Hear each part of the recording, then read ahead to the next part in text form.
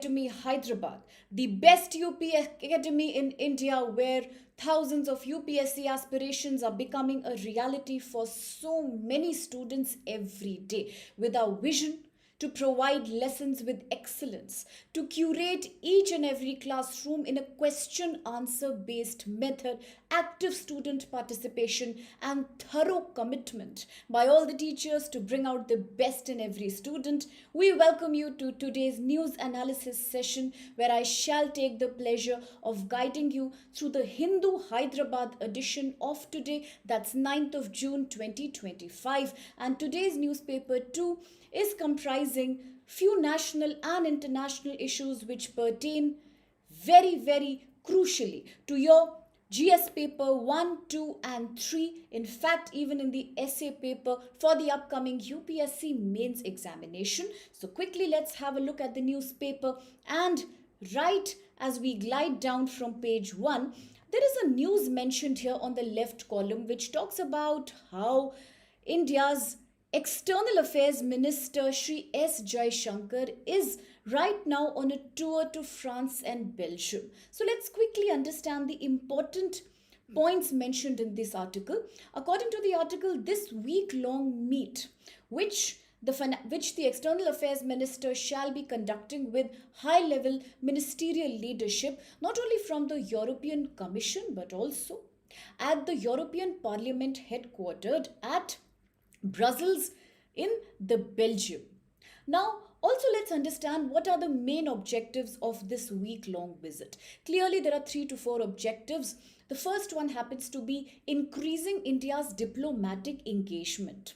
Why would India suddenly need stepping up of its diplomatic dialogue with the countries of the EU? The reason is, recently we have experienced Operation Sindoor post the Pahalgam attack in Jammu Kashmir. We know that we have a vulnerable position when it comes to feeling terror insecurity along our borders. And during this time, it's very crucial that India increases its diplomatic ties for engaging and garnering, getting more and more support towards its fight against terrorism. That's clearly one of the objectives. Now, the second objective behind this week-long meeting happens to be addressing the Mediterranean Raisina dialogue, which also increases cooperation across a diverse areas, not only including bilateral trade. Of course, we talk about better arms, better military equipment trading, better military exercises, as well as the immigration and inter-migration of the working population. That is again one agenda, better coordinating with each other's human resources. Now, another important agenda today happens to be Marsili. Now, this word you may have heard many times when we often talk about China's Belt and Road Initiative, vis-a-vis that India's own IMEC, the India Middle East Europe Economic Corridor. So with regards to IMEC, in the UPSC prelims exams generally such questions come very often, that in which context have you heard the word, or rather the name of this port, the seaport named as Marseille. Now, this port is a very crucial in terms of its geopolitical location, because this happens to be one of the areas that is under focus during Mr. Jaishankar's visit. Now, along with Marseille, there are 2 other ports that are coming under the scanner. One happens to be the Trieste, that is Italy, and the other happens to be in Greece, which is referred to as the Pyrrhus. Now, these are all the ports that are crucial because they absolutely are in the running for the IMEC initiative, which we know is a very crucial corridor in terms of trade mobility. Why? Because it also acts as a counter initiative towards China's more monopolistic Belt and Road Initiative. All right, so this is one important mission. Now, apart from that, there's one more thing the leaders at the top level have spoken about, and this happens to be trying to close trying to sign the Europe-India or the India-EU Free Trade Agreement, FTA, by the end of this year. This is again one of the very crucial agendas of Mr. Jaishankar's visit, because India and the EU countries have been leading trading partners. We are just trying to give it a better boost through this dialogue and engagement. Now, this is all in all the more important coverage mentioned in this article. And now let's move towards slightly more crucial articles talking about the UPSC mains exam. So, gliding down further, we notice that right on page 9 of the Hindu Hyderabad edition, we have a small news excerpt. Now, it's a very interesting news piece which deserves a mention definitely, because as a one pointer, it can come in the exam. You can also write about this whenever you talk about animal human conflict. Okay, so this is a small article on page number 9 which actually talks about how the Telangana government is now planning to use a species of elephants which are referred to as the Kumki elephants. Now, this is nothing new. I'm sure you must have heard about Kumki elephants because they have been in news over the last few years as more and more human wildlife conflict is increasing. As wild elephants, not only in the thickly forested agri zones of Kerala, but also in many peninsular states, Karnataka, Telangana, Andhra, Tamil Nadu, the wild elephants have been causing havoc to crops and hence huge loss to the farmer. Besides, it's also dangerous because then these lead to either mortalities among people or people revenge by hitting out at the elephants or, killing them. So to avoid all this, rigmarole of human-animal conflict and devastation of food crops, now, the Kumki elephants are a species of tusker elephants which are trained specifically, trained to actually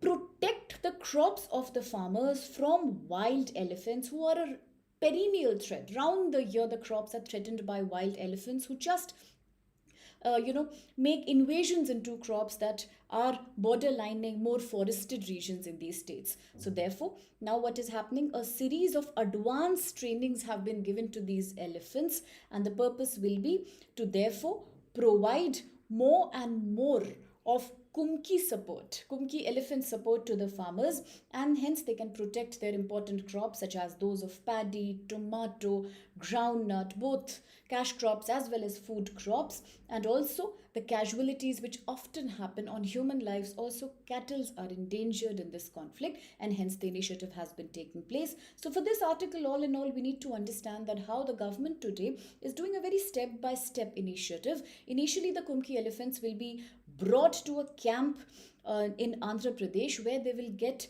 trained first. They will be acclimatizing to the local weather conditions because they have been brought in from Karnataka forests. So once the acclimatization is done, then these will be released in a very systematic and controlled manner in the cropping regions so that they can then completely just remove away all the wild invading tuskers. So that is why this Operation Kumki is about to begin. So do remember the name of the species, and also do remember to write such instances whenever you get a question in your GS paper 3, for example, regarding human-animal conflict, or for that matter, what are the new innovative ways of preventing crops from invasions by wild animals, because these cases are very rampant in the last few years and months.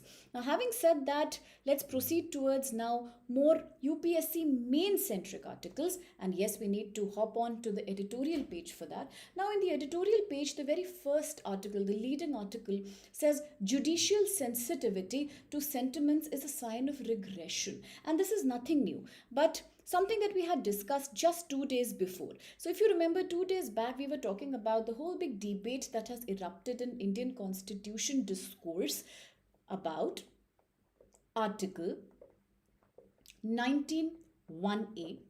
On the other hand, of course, Article 19 subclause 2. What was this debate? Remember, in the article that had been covered 2 days back, we were just discussing about how today it is becoming very debatable that whether Article 19(1)(a), which gives all Indian citizens the right to free speech and expression, is that an absolute right? And we agree it is not, because fundamental rights cannot be absolute, of course, because there is always a provision in the Constitution itself. Say, for example, in the form of Article 19 subclause 2, which says that there are reasonable restrictions on the enjoyment of Article 19(1)(a), which means although you have every right to express your emotions, sentiments, and viewpoints. It could also include criticism, but it is subject to public morality and India's safety, security, sovereignty. In that light, this article is questioning that is today India's judicial system trying to defend a kind of monopoly by the public? Or for that matter, is the judiciary playing the right role in interpreting Article 19(1)(a) in the correct manner? Because typically the article gives people the right to create any speech or expression which doesn't endanger public morality or India's safety security. Of course, it can be sometimes provocative, it can be offensive to a certain segment of people, it can be unsettling, but that doesn't mean that it should be considered as a crime. It doesn't mean that it should draw legislation by the government. So the article is giving you a series of examples, say for that matter, somebody who's criticizing the government policy, or a celebrity who made a comment which people did not like, or for that matter, an individual, a writer or a painter depicting something that did not go well with a certain segment of population. And this the courts completely denied today. The courts say that just to maintain decorum, please apologize. And this apology needs to be rendered by anybody who has been put under scanner by the courts for invoking Article 19(2). But is that a good thing to do? Is that a reasonable thing to do? Is just opposing somebody, is just expressing your view serious crime enough to attract a legal action, or which makes you render an apology for something that you've said? Are we not endangering Article 19(1)(a) in the process of being too absolute about Article 19(2)?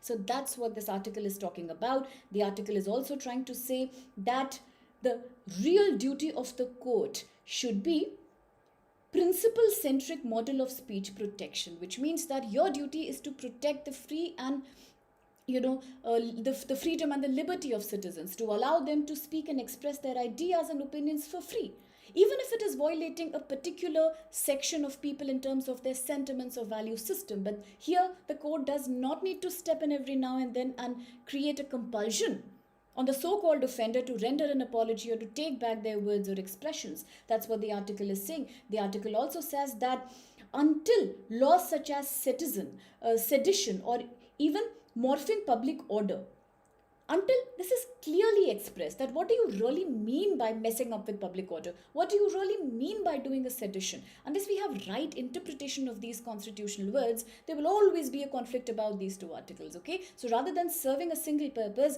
they are essentially creating a more and more intense democratic debate today in India. Apart from that, it also says that now sometimes when you completely ask people who are freely expressing their ideas or writing or commenting anything that they feel like, but it is not endangering public morality or safety of India or sovereignty of India, you force people to do either an apology, or you create a situation where you are doing a moral policing on people, that please do not use a language which others don't like, or just prevent from creating anything or saying anything that's inflammable. But is this democracy? So if we completely strangulate the freedom of people to express, then there's no logic in having this whole big article of 19(1)(a), the right to freedom. It doesn't exist in its spirit. That's the whole big debate about article, quite crucial from the perspective of polity. And I think given that it's a very rising issue, even for the mains exam, we must thoroughly, as I said the other day as well, understand these 3-4 things very clearly. The ongoing debates between Article 19(1)(a), Article 19(2), restrictions on it, of course the right to information and the right to data privacy. These 4 are very crucial for your polity paper GS paper 2 and for your ethics paper GS paper 4. So give a nice reading of this and understand the concepts thoroughly. Now, having said that, the article also goes on to say that democracies are not built upon agreement and consensus. In a democracy, there is an opposition. It is okay. In a democracy, if people do not agree on things, disagreement is a part and parcel of a democracy. Whenever you try to stop somebody from exercising Article 19(1)(a), you are being autocratic, you are being absolutist, you aren't upholding the intrinsic value of democracy in the real sense. So therefore, the article concludes by saying that judges today are the guardians of Indian constitutions. They are not the guardians of culture. They are not the guardians of public morality. And they are not the guardians of making sure that moral policing is happening in the country. So therefore, let's understand that there are certain other countries, say for example such as US and such as Canada, where there is a stricter and a more clear interpretation of words like sedition, sovereignty, public morality. Let's do the same. Let's have a very clear cut definition so that people know what's anti constitutional, what's not. Then, apart from that, the article also says, as per Dr. B.R. Ambedkar, the architect of the Constitution, the world owes much to rebels who would dare to argue in the face of pontiff and insist that he is not infallible, which again means out to say that opposition is crucial, disagreements are okay. So, which means more freedom has to be allowed in the country today. That's the article. And now let's quickly jump to the second article, same editorial page. And this article talks about consultative regulation, making that should go further. Now, this is slightly a new topic, so let me quickly break it down for you. Now, in this article, we are talking about two very important organizations. One happens to be the SEBI, the Securities and Exchange Board of India. The other happens to be your RBI, Reserve Bank of India. For the last 1 week, we have constantly been studying about RBI ever since the repo rate has been cut and the cash reserve ratio was slashed. So RBI was anyway in the news in a big way. Once again, the article talks about the Central Bank of India. It says that both these organizations have taken a new initiative. What is that? The new initiative is that now RBI, every time whenever it publishes its new regulations, rules, policies, it will also create some kind of invitation for public comments on it for at least 21 days, which means all its new regulations will be subject to public scrutiny. Again, a very democratic move so that people know really what are the new frameworks, what are the new policies, and how important it will be in the economic growth of India. Something similar has been envisaged by the SEBI as well, because the Security Exchange Board of India will also now be publishing its all regulations, all policy measures after creating some kind of a public awareness system. So therefore, both these bodies are created by the act of the parliament. They both have been created through the parliament legislation, and hence they both are quasi-legislative bodies, which means both of them have a semi or a quasi-legislative power. Having said that, let's understand that this is a very good move. It's a welcome move. As per the article, this will ensure that all the procedures followed by these two organizations are being done in a correct balance. There is a right balance of check and order here. The public is not getting morphed. The public is not confused. There is clarity. Also, it says that the recent frameworks which will be published, which have been published now for both SEBI and RBI, they will outline such procedures that whenever both these do any new policy making, then they will completely state the regulatory intent. Why are these changes being done? Why is this policy being made? The objectives will be made clear. Second thing is, apart from objectives, intentions will be made clear. For what purpose is the legislation being done? And both regulators will also invite public commenting, public views, public opinions for 21 days. And apart from that, both these organizations will periodically, after every period, after some period of time, they will continuously keep reviewing their own regulations. If there is a need for change, they will amend it. If there is a public opinion, they will welcome that. So this is a wonderful shift actually, as per the article, towards having a more transparent and a more democratic, a more consultative, very democratic, where you engage with the public actively. So that kind of legislation will be done. Now, this will definitely create a more robust and a more transparent, accountable system of finance in India. Having said that, one thing is that the regulators will have to clearly spell what is the economic logic behind any change or any policy that they are introducing. Second thing is that they will now be open to periodic reviews. Every now and then, as per public opinion, as per the outcome achieved, they will be in a position to keep changing, to keep enhancing their own regulations for a better policy outcome. So that's a very good thing that has happened. And apart from that, the article also therefore says that as of now, this is really the need also. Why was this move so badly needed in India? It was needed because a very sad thing that the article has pointed out, it says that very sadly between June 2014 to June 2015, RBI had taken public comments only on 2.4% of its circulars.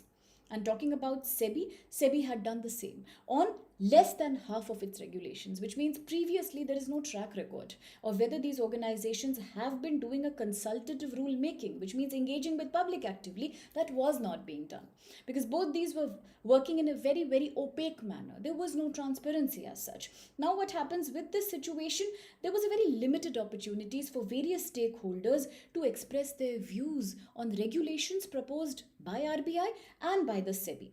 But today, when we talk about this new initiative, we are ensuring that now the consultative policy making process will be transparent. It will be proactively engaging with public. It will invite public sentiments, and that's something that we need on an annual basis. Okay, so that's what the article talks about. Article also says that not only is this a good thing, but let's also make sure that SEBI and RBI must define the time period, the interval time period during which they will keep reviewing their own regulations from time to time. That's very crucial.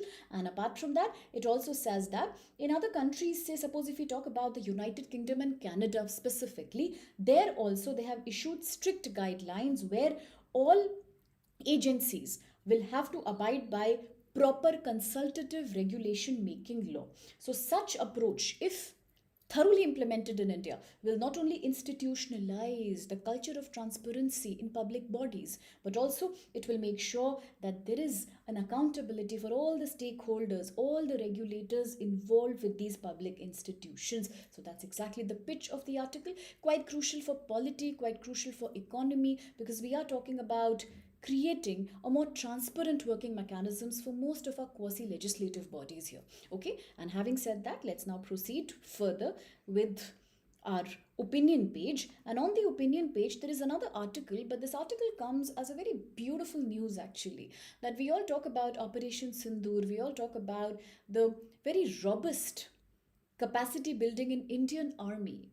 Indian Army, because recently the way Indian Army conducted the Operation Sindoor, the way Indian Army has been developing its various kinds of missile technologies, various kinds of submarine technologies, it clearly shows that yes, in India, self defense, or rather the defense sector, is growing in a very phased and a very successful manner. This is exactly what the article says. The article says that in the last few years, India's defense production in terms of its indigenous capacity, you can say Atmanirbhar Bharat, very much in line with the vision of Atmanirbhar Bharat, our self-manufacturing capacity of defense equipment has been enhanced a lot. So as per the articles, exactly in a few weeks following Operation Sindoor, it's very, very clear that in India, we have a very efficient homegrown defense equipment. Also, the article says that India's defense production as well as exports have reached a record high in the last financial year 24 to 2025. It says that not only is government engaged actively in the production of defense equipment, but also the very interesting thing that has happened is that the MSME, the medium to small enterprises as well as private companies, are also actively engaged in manufacturing indigenous defense equipment. So this is wonderful. Apart from that, it also says that the stocks of various defense companies suddenly rose. They increased even at a time as we were still having you can say fight, or we were having some spat with Pakistan. So even during the time of Operation Sindoor, as the army was conducting a fight, the stock market was being very positive about all these defense companies. Okay, because they were profiting, they were squarely profiting at this time. Having said that, the article also says that India's defense exports have also picked up in a very smart way. Say, for example, they have exceeded rupees 20,000 crore in just last 2 financial years. Apart from that, it also says that India's defense exports includes diversity, variety of defense equipment, including small arms, protective gear, artillery. Apart from that, the export target for the present financial year is even higher. It is being poised at rupees 30,000 crore. That's high, very huge. Having said that, the public sector companies today account for a majority of defense production, but steadily but slowly. But it's very interesting to notice that private companies as well as MSMEs are also now participating actively in this segment. As we say, that private defense companies are also accounting for a majority of share of defense export apart from public sector companies as well as MSMEs. Now, having said that, the article also quickly talks about how, apart from the strong production and export capacity of India's defense material, another very interesting thing to note is that the total value of defense production and export, apart from that, the share of defense in overall government expenditure has been declining. So, this is again one point that we must focus upon, which means that although India is spending a lot on its military as a component of its total gross domestic product GDP, but still interesting thing is that in a very quick way, in a very phased manner, our indigenous manufacturing capacity is soaring at an all-time high. We are also a leading exporter to other countries when we talk about defense equipment. So all in all, this is the pitch of the article. And having said that, now we quickly proceed to two other important articles for the day. And one of this, of course, is coming from your page number 14, which talks about, yeah, it's right here.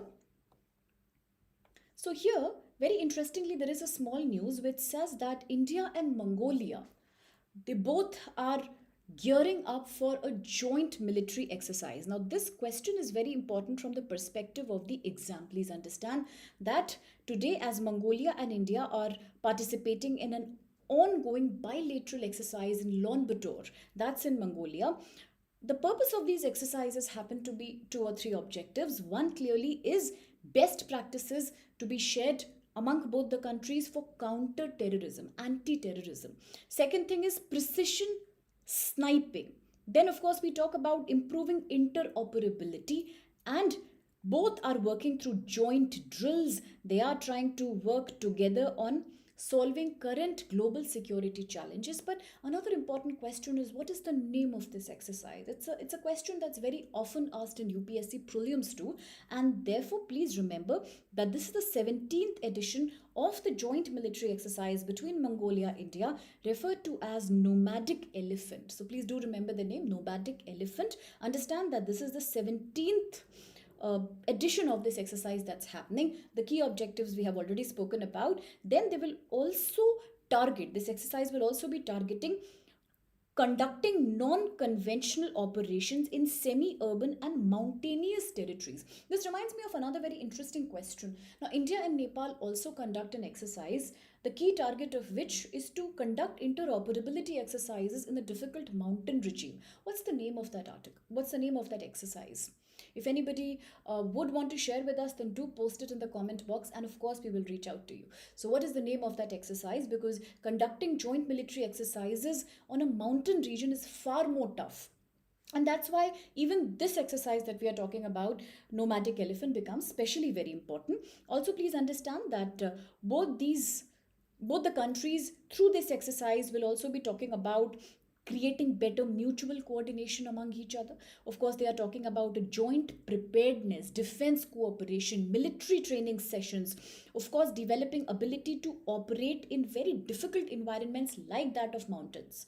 And a key feature of the exercise includes United Nations peacekeeping operations. Very important. These are designed to copy real world scenarios. If in real life, if in real a practical world situation, there is a kind of a disaster or an ongoing war, then how could military exercises prevent people? So that is a stimulation that's being done as per UN peacekeeping guidelines. That's very important to understand. Now, it also helps both the countries in further extending their talks towards other diverse sectors, also emphasizing on cultural understanding and better friendly ties between both the nations. So quite important. And there's this one more article specifically important for GS paper 3, health, nutrition, which I want you to quickly look at.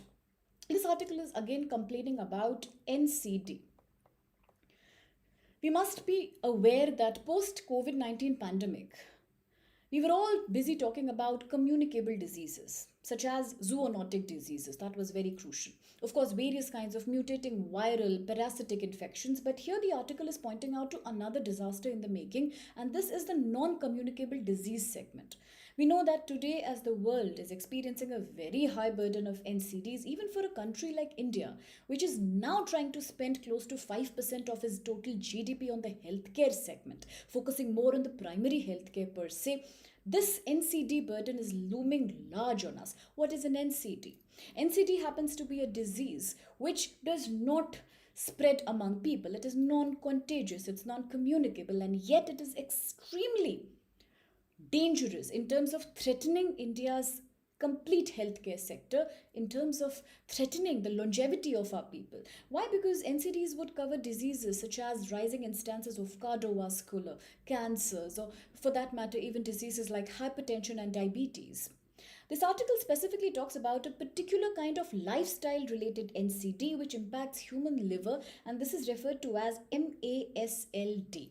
This can be broken down as dysfunction or disorder associated steatotic liver disease, which means that it impacts your liver and it is a silent killer among many patients post COVID-19 pandemic. Sadly, it is very closely related to other lifestyle diseases, chronic diseases like type 2 diabetes. Apart from that, hypertension, of course, risk factors are obesity and poor dietary patterns, because we all know that we often have this whole big debate about Poshan Abhiyan, how well was it implemented and how many people have we actually encouraged to consume a more diverse food basket in terms of more proteins, more micronutrients. That's not happening, sadly, specifically in the urban population because of poor sugar and carbohydrate oriented diets, lack of exercises, and excessive stress in the urban working population. Diseases like MASLD are becoming very, very common today, very common. And the article says that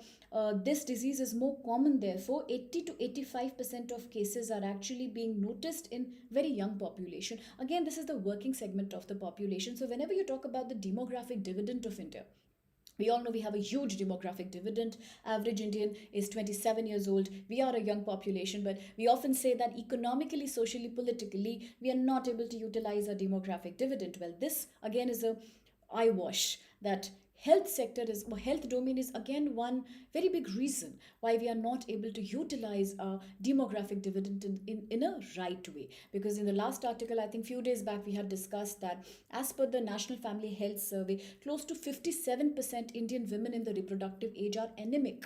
They are severely malnourished. Similarly, this article says majority of the cases of this liver disease are found among the young working population. So this talks volumes about how risk factors are ongoing, and what we need really is a strong implementation of visions like Poshan Abhiyan or that Poshan Vatika, or going back to millet consumption, and all of these in our health policy. And having said that, now I want you to quickly do a review of one of the most exciting articles, I would say, for today, which is right here, which says that bridging health cover mental health care in India. I'll quickly summarize the article for you. The article says how for a very long time, unfortunately, in India, health insurance was only available for health disorders, physical disorders. It wasn't available for mental psychological disorders. But now things are changing, because the good news is that today, as the World Health Organization has estimated that annual productivity loss is about $1 trillion due to untreated mental health, specifically anxiety, bipolar, and depression associated psychological disorders. And India is no far behind, because in India also, as per the article, sadly and unfortunately, 1 in every 6 to 7 young adults are suffering from silent mental health disorders. So what does this article say? The article is saying that today the good thing is that we are giving more attention to mental health disorder by allowing insurance to cover mental health also. This is a welcome initiative, because it is coming by an initiative of the Mental Health Care Act 2017, and today IRDAI is a very functional partner in this initiative. Today we are saying that we will urgently provide insurance coverage to most acute cases of mental health, including depressions and anxieties. And this could be, at the consultation level, at the OPT level. It will also include hospitalization. So this is a wonderful initiative, because those between 25 to 35 years in India, specifically in urban India, are the most, you can say, this is the highest age bracket which is the victim of these mental disorders. Plus, the World Health Organization says globally 1 in every 5 adult is today suffering from lack of functionality. They cannot work, they cannot study because of severe untreated mental health. So therefore, today when we are trying to give insurance for OPD therapies, for example, go to the doctor, have a consultation as an outpatient, so this is a very welcome step, because now we are talking about promoting not only medication for these disorders but also counseling and support. Okay, now, but on this note, I would want to talk about a very important thing, that we just mentioned the Mental Health Act 2017. Now, this is very crucial for you to understand from the perspective of your exam, particularly GS Paper 2 Social Justice, that mental health care in India was actually not taken care of before 2017 Act. But after the MHA, the Mental Health Care Act, things are changing. But the most revolutionary thing done by this act is decriminalizing attempt to suicide. Yes, this act has now decriminalized section 309 of your Indian Penal Code. Earlier, anybody found to be attempting a suicide would actually be taken a legal action against. But today that's not allowed. For all fundamental purposes, government will provide some kind of counseling and support to these people, and a very small fine. There is no more criminality associated with this. Another very good thing is that under section 115 of the Mental Health Act 2015, it is 2017, it is clearly said that no legal proceedings can now be conducted against anybody who is trying to attempt suicide because of chronic mental ailment. So this is therefore very important to understand here, that this act is thoroughly read, studied and understood by you from the perspective of your exam. And now, before we end today's discussion, I would like to end on a very positive note by just giving you this last news piece for the day, page number 40 in the Hindu Hyderabad, that we are talking about the Axiom 4 mission. What is the Axiom 4 mission? You might have already studied for your examination that when we talk about the Axiom 4 mission, this is a mission where a planned private spacecraft will be sent to ISS, okay, the International Space Station, and this will be done as the fourth private such initiative where astronauts are being sent to the ISS. For what? What's the target? The target is to conduct technology oriented demonstrations, to do better research, scientific experiments and research in material sciences. Apart from a very well-known Indian astronaut that the mission is carrying, named as Subhanshu Shukla. He is one person who is going to this mission and is currently undertaking training for the same. And of course, we have other countries like Poland and Hungary who are also sending their astronauts here for the first time. So quite important to understand all the key features of your Axiom 4 along with the name of the astronaut here. And that is all for today's Hindu newspaper coverage. Do remember the important points here, jot them down. If there's any comment from your side, if you have any suggestion for us, do share in the comment box. And see you soon with another such interesting initiative. In the meantime, study hard. All the best and thank you.